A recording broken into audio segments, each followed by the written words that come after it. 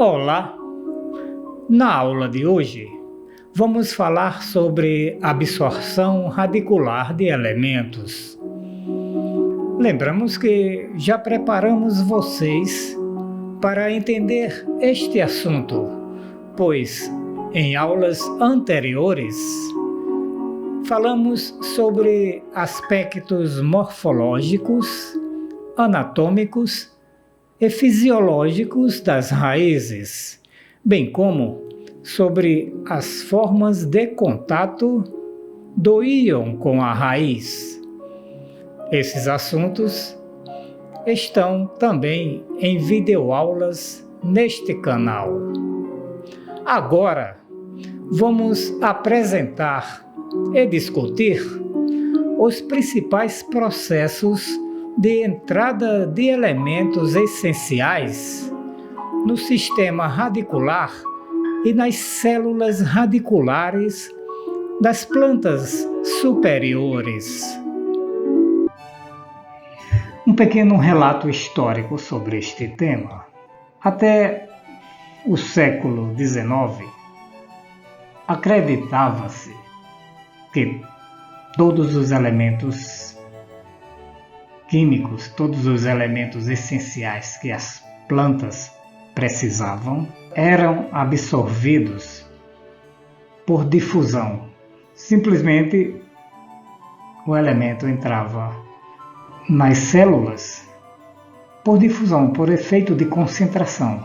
Então acreditava-se que eles passavam de um ambiente mais concentrado, que era o solo, para um menos concentrado, que era a célula radicular. Esse conceito foi derrubado pelas pesquisas científicas mais precisas. No século XX, então, o processo da absorção ativa foi aceito e foi estabelecido como o mais coerente em termos de explicação do processo de absorção dos elementos pelas raízes. Um desses estudos que embasaram essa descoberta da absorção ativa, a gente mostra aqui nessa tabela, onde temos a relação entre a concentração de íons no substrato e no suco celular de duas espécies de algas, Nitella e Valonia. Vamos analisar aqui o caso a caso. O potássio, por exemplo. Aqui essa alga é uma alga de água doce. E essa aqui, Valonia, é de água do mar. Então, água doce, água do mar. Aqui a concentração de potássio na água de 0,05 e no suco celular, ou seja, dentro da célula, 54. Para sódio obedece a mesma tendência, cálcio também e cloro também. Então aqui temos a relação entre a concentração dos elementos fora, dentro da célula, B sobre A, sobre fora. Então esse 1080 significa o quê? Que existe a concentração de potássio dentro da célula é 1080 vezes maior do que a concentração de potássio fora da célula. A mesma coisa, quer dizer, um pouco menos, mas geralmente é uma relação muito alta entre a concentração dos elementos dentro e fora. Significa que dentro das células eles ocorrem em concentrações muito mais elevadas. Aqui a mesma coisa foi observada para a água do mar. Essa espécie Valonia, 42 vezes mais concentrado dentro da célula do que fora da célula, no caso para o potássio. Aqui a concentração de sódio e cálcio foi um pouco menor, essa relação foi um pouco menor, mas mesmo assim tinha mais dentro do que fora, porque a água do mar é muito rica em metais alcalinos, como sódio, cálcio e outros. De qualquer forma, os dados mostram que tanto em água doce quanto em água salgada, a concentração dos elementos geralmente é muito mais elevada dentro do que fora. Isso quer dizer, com esses dados, a teoria de que os elementos entram por difusão cai por terra, ou seja, isso não acontece. Então, esses estudos foram feitos por Machner, quer dizer, um comentário do Machner sobre estudos feitos em meados do século XX, comprovando que a absorção dos elementos ocorre de forma ativa. Bom, e fizeram o mesmo estudo agora com plantas terrestres, com plantas de importância econômica, culturas do milho e feijão. Por exemplo, potássio, a concentração externa de 0,14, ou seja, na solução do solo, e na raiz 160, milimoles, muito mais dentro do que fora. Mesma coisa para cálcio, sódio, veja fosfato, nitrato 38,013. Mesmo comportamento para o feijão. Tudo isso mostra a teoria de que os elementos entram contra um gradiente de concentração, ou seja, menos fora do que dentro. Então, se tem mais nutriente dentro, então a planta vai gastar energia para colocar o que está fora para dentro. Essa é a hipótese. Essa aceita de que eles entram de forma ativa. E após todos esses estudos, chegou-se a essas conclusões, que ocorre uma seletividade em relação às preferências das plantas por determinados elementos, acumulação, eles se acumulam no interior das plantas, as plantas armazenam para utilizar aos poucos, e uma diferença genotípica, ou seja, existem plantas mais ou menos eficientes na absorção de determinados elementos. Para entender a absorção de nutrientes pelas raízes, é preciso conhecer a parede celular e a membrana plasmática, porque são os dois componentes através dos quais os elementos vão passar, vão atravessar. Para entrar na célula, é claro, os elementos têm que atravessar a parede celular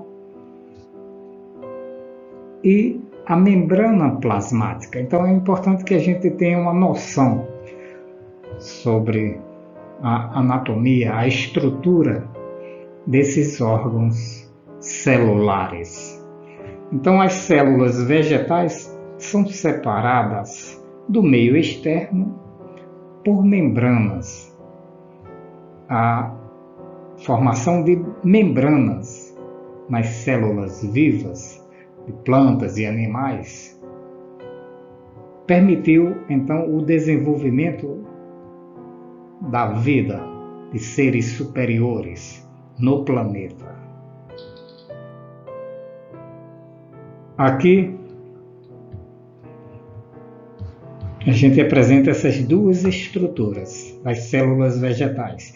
Externamente, temos a parede celular, essa camada mais externa da célula.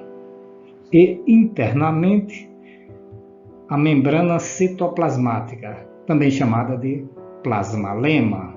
Então ela fica, essa camada aqui, fica por dentro, uma camada mais delgada, mais delicada, que fica por dentro da parede celular. E aqui as demais organelas, os cloroplastos, mitocôndrias, vacúolos, o núcleo são células eucarióticas, então tem todas essas organelas muito bem organizadas. Então a parede celular é a estrutura mais externa, é geralmente uma estrutura frouxa, cheia de fibras, espaços entre as fibras, que reveste toda a célula.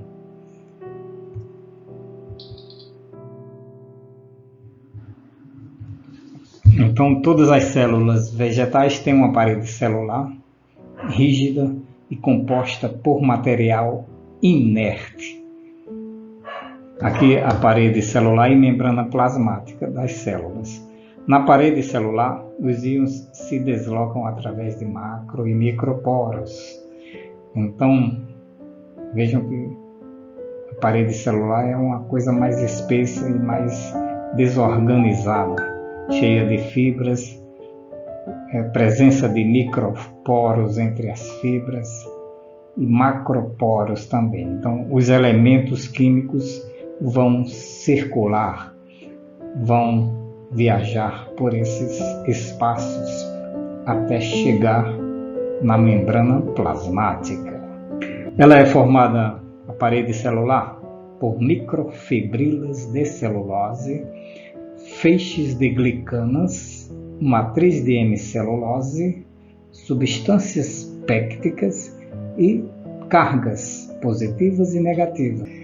Então aqui temos uma representação de uma seção dessas paredes celulares com os feixes de microfibras de celulose. Vejam que são estruturas repletas de cargas negativas, que têm a função de reter os cátions, como alumínio, potássio, cálcio, entre outros. Então aqui um close dessas terminais de cargas, geralmente são grupos carboxílicos com cargas elétricas negativas, que têm essa propriedade de reter cátions. Então esses microporos da parede celular das células vegetais são repletos de cargas negativas. Isso dá origem a uma capacidade de troca de cargas das raízes. Então a intensidade de atração das cargas nessas paredes celulares vai depender da densidade das cargas e da valência do cátion. Também depende do tipo de planta. Os resultados experimentais indicam que monocotiledôneas e dicotiledôneas apresentam diferenças em relação à capacidade de troca de cátions de suas raízes. Por exemplo, arroz, milho e braquiária, que são gramíneas, são monocotiledôneas, apresentam uma CTCR de 10 a 20 centimols de carga por quilograma.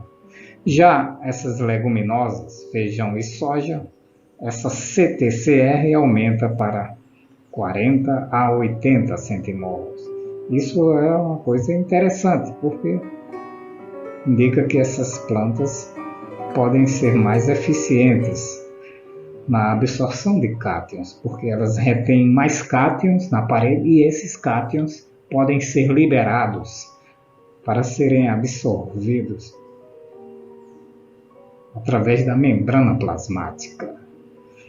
Então, vejam aqui a densidade das cargas, superfícies de cargas nos macroporos e microporos da parede celular. Vejam que nesse caso, essa parte aqui, a letra A, uma baixa densidade de cargas nos macroporos e também nos microporos. E na parte de baixo, uma alta densidade de cargas, que vai resultar em uma maior retenção e um maior número de tipos de cátions aqui e aqui do que na parte de cima, onde vamos ter os macroporos. E agora um pouco sobre a membrana plasmática, ou plasmalema.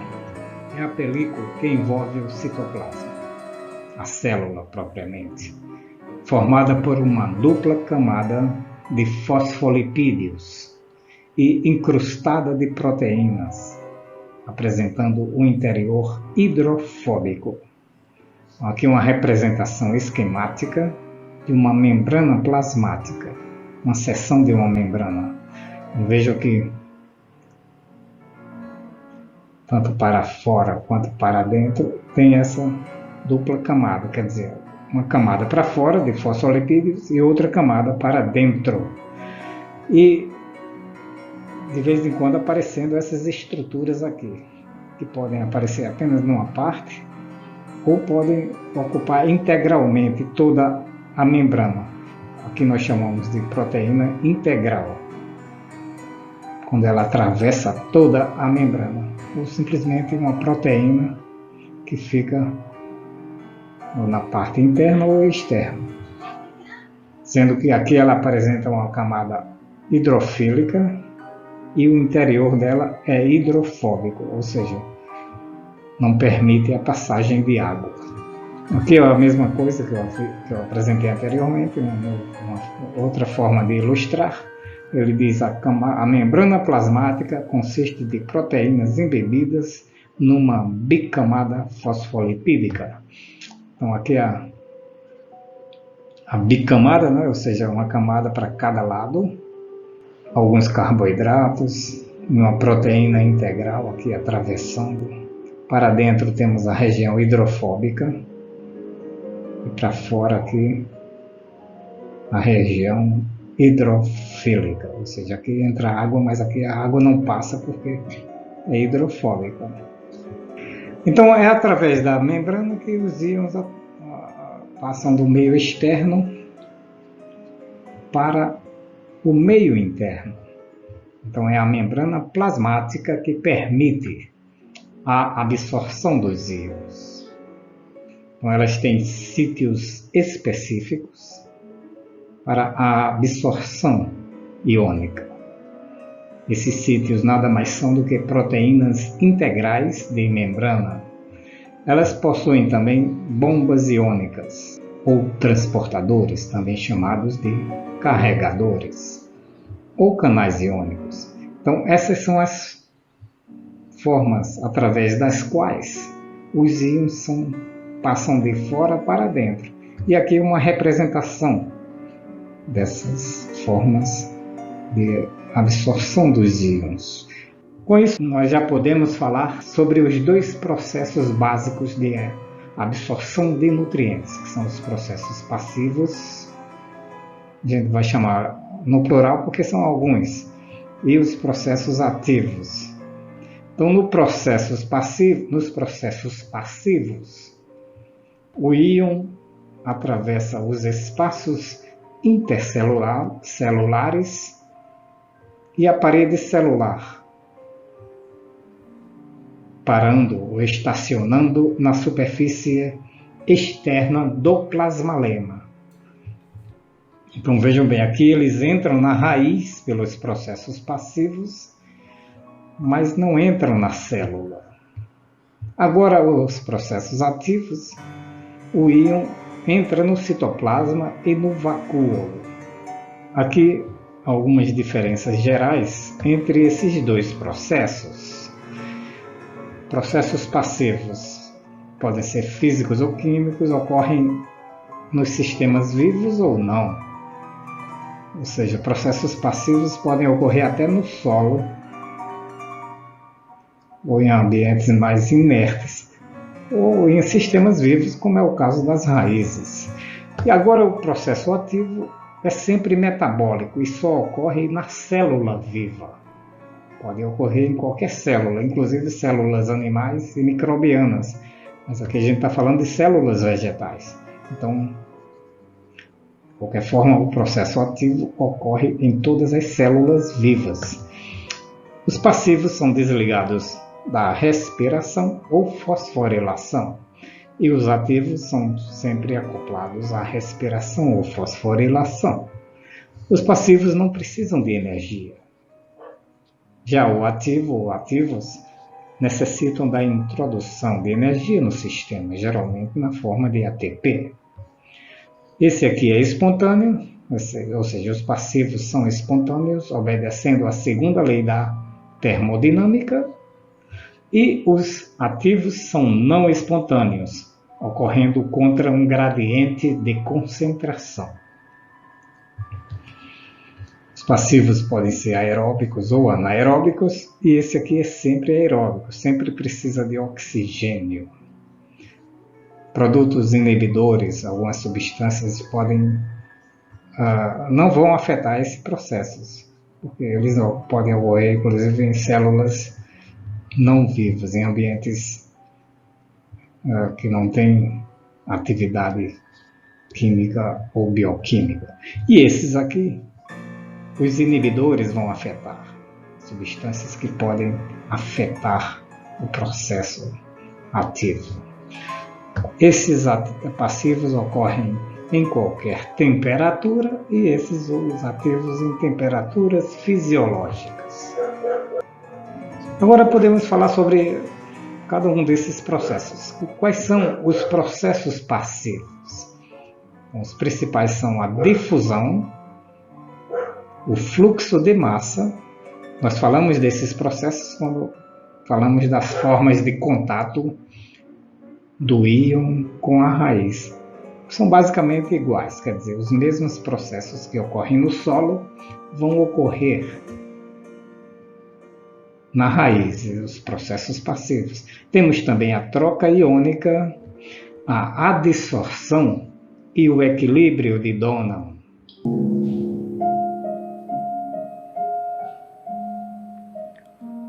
O movimento de solutos de baixo peso molecular da solução externa em direção à parede celular das células epidérmicas é um processo passivo e não metabólico. Nesta figura, retirada do livro de Marshner, Mineral Nutrition of Higher Plants, vemos um corte transversal de duas células da epiderme de raízes de milho.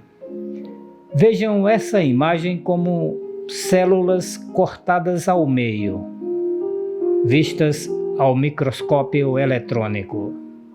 São células com grandes vacúolos, os quais comprimem os citoplasmas para as regiões periféricas.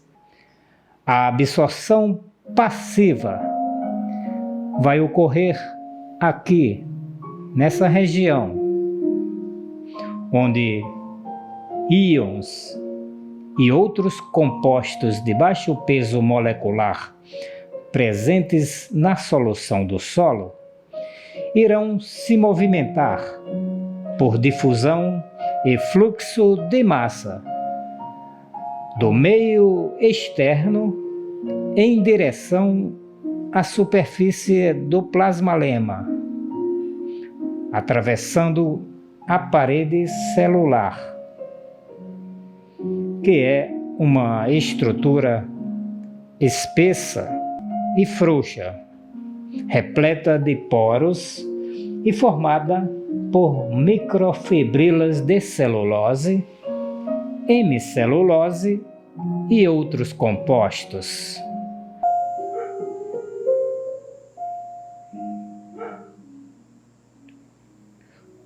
Como dissemos, a parede celular é um sistema rígido e frouxo, composto por macromoléculas de celulose, hemicelulose, pectinas e glicoproteínas.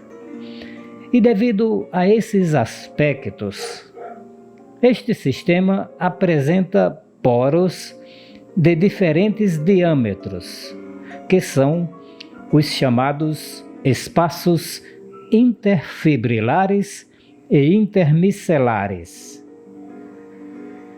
Desta forma, é importante termos uma ideia dos tamanhos dessas estruturas e do entorno. Esta tabela permite que tenhamos este entendimento. Vejam os tamanhos comparativos de estruturas e compostos presentes nas paredes celulares de células ativas de uma raiz de milho. Aqui observamos que as paredes das células epidérmicas são relativamente grandes, possuindo diâmetros que variam de 500 a 3.000 nanômetros, que são bem maiores do que as paredes das células corticais. Observa-se ainda que os poros apresentam diâmetros menores do que 5 nanômetros. Isto permite, então, o fluxo de estruturas menores, tais como a sacarose, com diâmetro de 1 nanômetro, e os íons hidratados de potássio, com diâmetro de 0,66 nanômetros, e o cálcio divalente, com 0,82 nanômetros.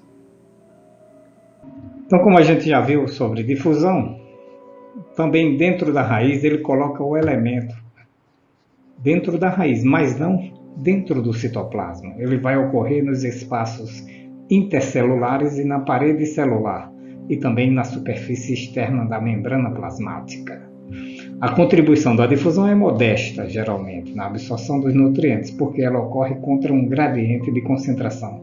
Portanto, ela não é espontânea.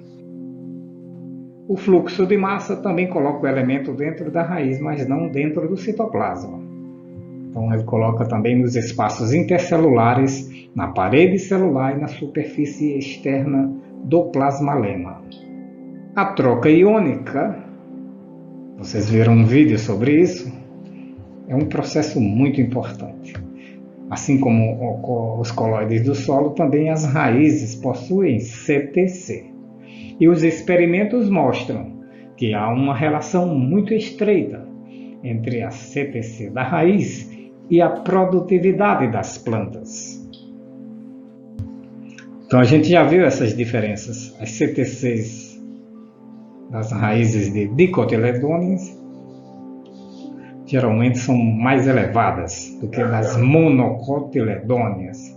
Por exemplo, aqui vai de 20 a 90 e aqui é de 10 a 30. Temos exemplos dessas plantas. No caso das dicotiledôneas, temos o feijão com a CTC de 54 milimolos cargas por 100 gramas de raiz, e o tomate com 62. Já as gramíneas, milho e arroz, vejam que apresentam CTCR bem menores, CTCRs.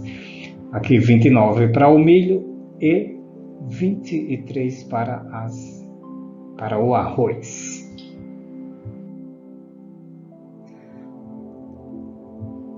Então tem um desses experimentos mostrando a importância da troca iônica na produtividade das plantas, né? Aqui no caso de cana-de-açúcar, quanto maior a CTC das raízes, maior a colheita, porque os elementos ficam lá. Se ele tem uma CTC alta, ele vai ter uma grande capacidade. A espécie vegetal, no caso cana-de-açúcar, ela vai ter uma grande quantidade de cátions em suas raízes, e eles vão entrar por meio da membrana. Então a tendência são colheitas maiores. À medida que aumenta a CTC das raízes, aumenta também a produção, a colheita das plantas.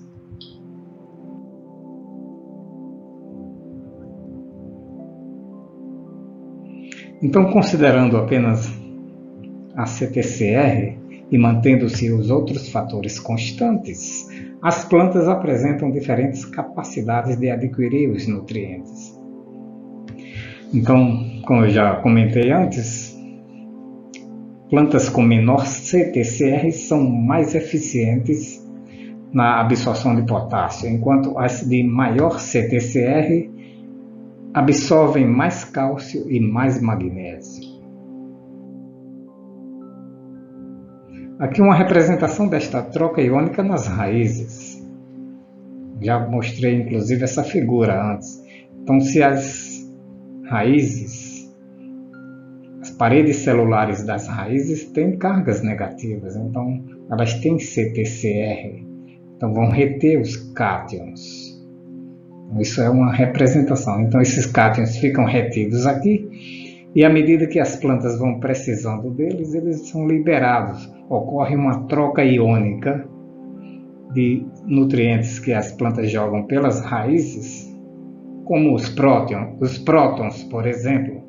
As plantas jogam prótons para fora, então esses prótons vão deslocar, vão substituir esses cátions e eles ficam livres para serem absorvidos pela membrana plasmática.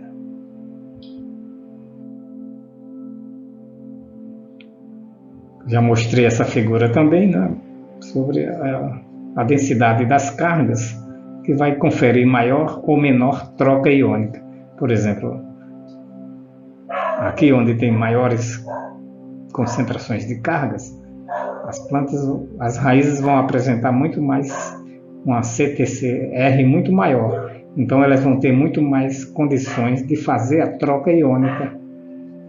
Nessas condições, onde vão encontrar muito mais cátions e ânions disponíveis para serem trocados aí nas proximidades da membrana citoplasmática. Então, um outro fator, uma outra forma de absorção passiva é a adsorção. Vejam bem, é diferente de absorção. Nós estamos falando de processos passivos. A adsorção é justamente o fenômeno que explica a retenção. A adsorção é praticamente a mesma coisa que retenção. Então, um fenômeno típico de superfície, podendo ser de dois tipos. A adsorção mecânica, que é a função das valências residuais da raiz, ou seja, das quantidades de cargas líquidas que elas apresentam, obedecendo isotermas como a de Freundlich e de Langmuir. E a adsorção polar, que conduz à formação de sais. Então, por exemplo, uma superfície negativa vai adsorver um metal, um cátion positivo, formando um sal. E esse sal então pode entrar através, fica lá na região, na superfície da membrana plasmática. Mesma coisa, esse sal que se forma a partir de um cátion, com carga positiva e com carga negativa, formando um sal. Então, eu falei para vocês que algumas curvas que são chamadas isotermas vão explicar o processo da adsorção dos íons nos espaços intercelulares na parede celular. Uma dessas curvas é a isoterma de Freundlich, que relaciona a concentração de um soluto na superfície de um adsorvente. Vejam bem, no caso, a superfície é a parede celular, a superfície da raiz, e o soluto que fica na solução adjacente. Então ela foi desenvolvida pelo físico alemão Erwin Finlay Freundlich. E ele deduziu essa equação para explicar essa relação.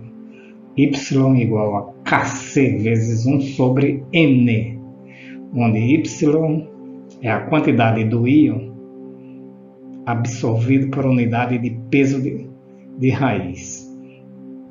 Aqui no caso é adsorvido. E C é a concentração do íon na solução em equilíbrio. K e N são constantes. E a isoterma de Langmuir também tem o mesmo objetivo, ou seja, relacionar o íon que é a superfície de adsorção com a concentração do íon no meio, na solução. Foi desenvolvida pelo físico-químico americano Irving Langmuir. Ganhou o Prêmio Nobel de Química de 1932 por esses trabalhos. Então, ele bolou essa equação aqui para explicar essa relação. C sobre X sobre M é igual a 1 sobre KB mais C sobre B. X sobre M é igual à quantidade do íon absorvido por unidade de peso de raiz.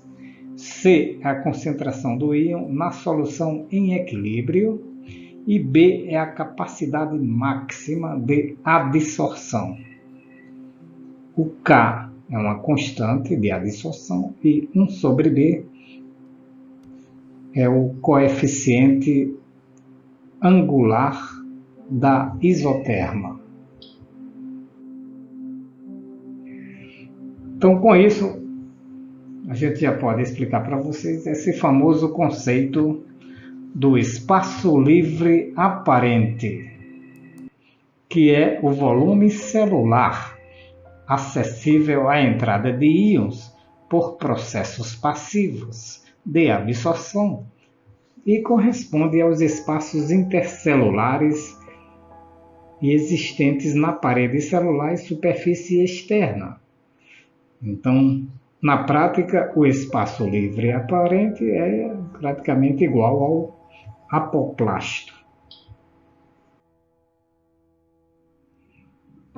Então é esse que nós chamamos de espaço livre aparente, porque aparentemente está livre, né? Os íons vão circulando aqui, nos micro e nos macroporos, mas ele não é tão livre assim porque está repleto de cargas negativas. Então esses íons podem ficar retidos em função da densidade dessas cargas presentes, principalmente nessas microfibrilas de celulose.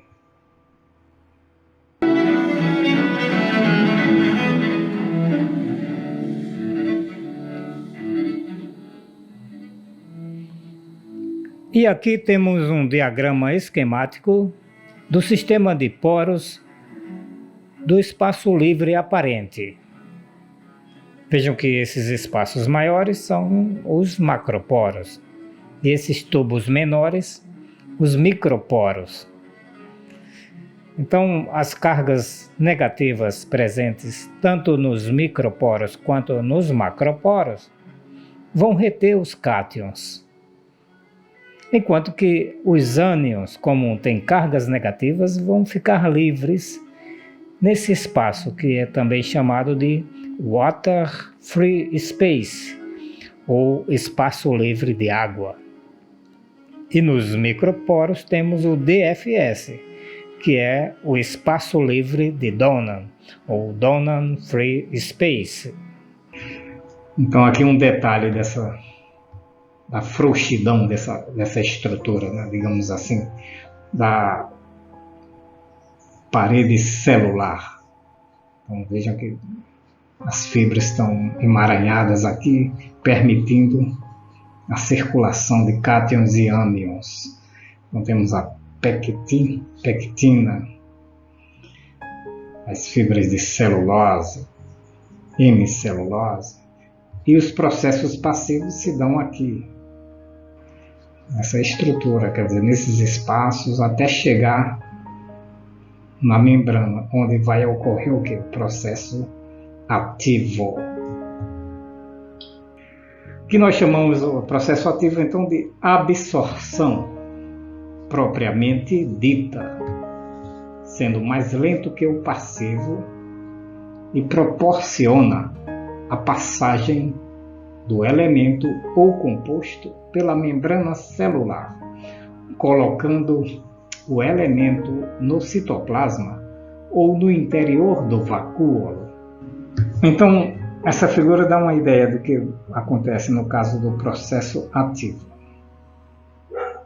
Aqui temos a parede celular. Então, pela parede ocorre o processo passivo, né? E quando o elemento encontra a membrana, então ele é absorvido aqui de forma ativa. Ativamente, então ele vai entrar no citoplasma. Se a planta quiser colocar esse elemento no vacúolo, ele vai ter que entrar por outra membrana aqui do vacúolo. Essa membrana é chamada de tonoplasto e também vai ser um processo ativo. Então a planta vai gastar energia aqui e aqui para colocar esses elementos. Ou seja, ele pode ficar no citoplasma e ser utilizado, né, nas organelas, ou então ele pode ser armazenado e utilizado à medida que a planta precisar. Então aqui dá uma ideia mais clara disso aí, né? Lembremos dos processos passivos que ocorrem aqui na membrana, na parede celular. Aí quando o elemento é liberado aqui dessas cargas e fica perto da membrana, então eles vão entrar através dos diversos tipos. Eu falei simporte, uniporte, os diversos tipos de estruturas que são proteínas que vão permitir, vão fazer a entrada do elemento aqui da parte de fora para a parte de dentro da célula. Aqui mais uma vez representando esses tipos de absorção, digamos assim, ativa, né? Eu já comentei com vocês. Bomba de prótons, que joga os prótons para fora.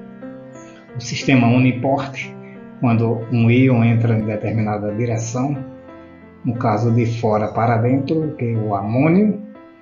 O nitrato vai entrar junto com o H+, veja bem, a planta joga H+ para fora, ele se liga com o nitrato e os dois entram de novo, por um sistema simporte. E o antiporte, quando um sai e o outro entra. No caso, a planta joga um cátion para fora e precisa do próton, então ele entra de novo. E o canal iônico, que eu também já falei que cada íon tem o seu canal. No caso aqui é o canal para potássio. Vamos falar rapidamente sobre cada um desses tipos. As bombas iônicas atuam no transporte unidirecional dos íons, uniporte. E elas estão acopladas a sistemas geradores de energia. Por exemplo, uma enzima chamada H+ATPases, que vai catalisar a formação de ATP para jogar H+ para fora. Então, é um tipo de bomba de extrusão de prótons.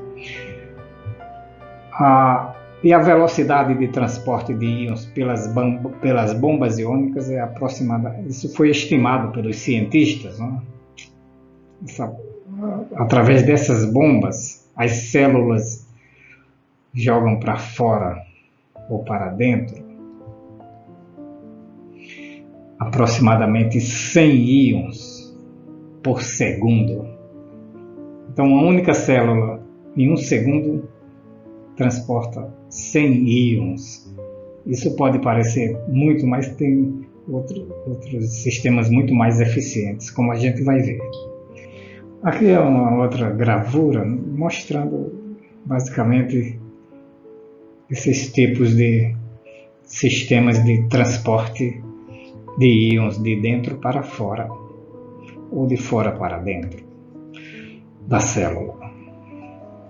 Então, em A temos a bomba de extrusão de prótons movida por ATPase. Então, a planta ativa essa bomba aqui e joga o H+ para fora. Ou seja, eu destaco aqui, bomba iônica, H+ATPase. Em B, temos um canal iônico. Então aqui, por exemplo, entram íons ou cátions através deste canal. A gente viu um exemplo para potássio. Então ele vai entrar através desses canais de fora para dentro.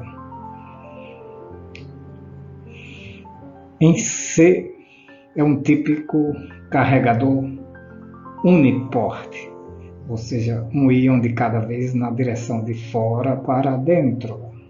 O D é o proteínas acopladas por sinais de percepção e transdução. São proteínas que estão conectadas, recebem o íon aqui, transportam para essa outra que vai transferir o íon para dentro. Uma outra representação dessas bombas iônicas, então, aqui a planta joga para fora o H+, eu já falei sobre isso, ele se liga com o nitrato e os dois entram por simporte. Então, vejam que também nos vacúolos existem essas bombas de extrusão de prótons, que podem jogar prótons tanto para dentro do vacúolo, quer dizer, aqui eles jogam os prótons do citoplasma para o vacúolo, justamente para facilitar a saída do nitrato também por simporte, juntamente com o H+, que entrou através desse tonoplasto. E vejam que no tonoplasto existe um canal iônico para nitrato. Além das bombas, temos também os transportadores de íons, que são os carreadores ou carregadores, que podem ser unidirecionais, como a gente viu, o uniporte, ou atuar na troca de um íon por outro, que no caso seria antiporte. Também atuam no transporte simultâneo de íons, a gente falou sobre isso, o simporte. E esses carreadores passam por mudanças conformacionais durante o transporte de íons. A velocidade de passagem de íons através desses sistemas é de aproximadamente 300 a 1000 íons por segundo. Vejam que é bem maior do que no caso das bombas iônicas. Então esses são os carreadores que eu acabei de falar. São basicamente três tipos: uniporte, simporte e antiporte. Todos eles são denominados carreadores ou transportadores. Então, uniporte, mesma direção; simporte, dois ao mesmo tempo; e antiporte, um em cada direção. E finalmente os canais iônicos, que transportam íons somente a favor de um gradiente de potencial eletroquímico. É um sistema de alta velocidade. Vejam bem, o transporte por esses canais é de 10 a 6 a 10 a 8 íons por segundo. Uma coisa impressionante, muito maior do que os anteriores. Porque os canais são coisas mais abertas e os íons passam com mais facilidade. Aqui é um exemplo de um canal iônico, onde ocorre uma difusão facilitada para sódio. Então o sódio entra facilmente, livremente, sem nenhum impedimento, do exterior para o citoplasma, através de um canal específico. Por isso que, devido a essa baixa quantidade de energia que a planta precisa para ativar esses canais, e a abertura muito ampla que favorece a entrada fácil desse íon, a velocidade é muito alta, de 10 a 6 a 10 a 8 íons por segundo em cada canal. Então é muita coisa que entra pelos canais iônicos. Encerro esta aula com esta figura, retirada de Machner 2008, que mostra um corte transversal parcial de uma raiz de milho, apresentando então as rotas simplástica e apoplástica de transporte de íons através da raiz. Assim, tanto a absorção chamada passiva, aquela que não envolve o metabolismo, o uso de energia, quanto à absorção ativa, que requer a injeção de energia no sistema. Então, essas duas formas de absorção são consideradas um tipo de transporte de curta distância, porque elas ocorrem em dimensões muito pequenas. No caso da absorção ativa, até em espaços nanométricos, como é o caso da passagem do íon através da membrana citoplasmática. Então, tanto essa rota simplástica quanto a rota apoplástica são processos de absorção, e eles ocorrem então em curta distância, por isso que são chamados processos de transporte de curta distância, ao contrário do processo de longa distância, que é quando os íons chegam ao xilema e são transportados para a parte aérea. Essa figura, inclusive, já foi tratada em outros vídeos do nosso canal, onde esses processos são apresentados e discutidos em mais detalhes. Era isso que eu tinha para hoje. Espero que vocês aproveitem esses ensinamentos.